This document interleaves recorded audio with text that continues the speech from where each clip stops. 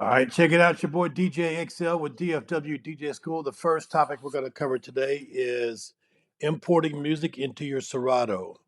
I get a lot of questions regarding this. There's a couple different ways you can do this, so we'll walk you through them. There's actually two ways I'm going to show you today.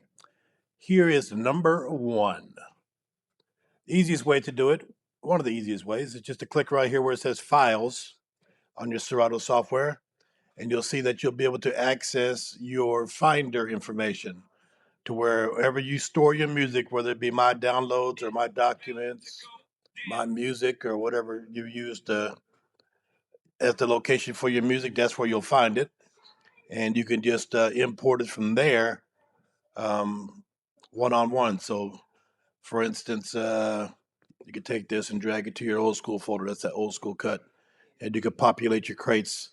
Either crate at a time or one at a time. You can drag the whole crate and make a new crate, or you can drag single songs into various crates that you've already created. Another way that you could import music into your Serato, nobody really talks about this, and I forget where I first saw it, but it's a hack, if you will. So go to whatever your preferred browser is. I use Chrome, and whether it's Chrome or if it's Safari or whatever browser you use, there's going to be a place where you designate where your downloads go. So you see Chrome has it right here. So I click on that. And right now I have it designated as being a folder called website stuff because I do a lot of content. But I'm going to change that to my Serato. So what you can do, Serato has a folder inside your Serato folder. Here it is right here. So you search for Serato, click Serato. There's a folder called Auto Imports, and it's right here. Select that as your destination for your songs.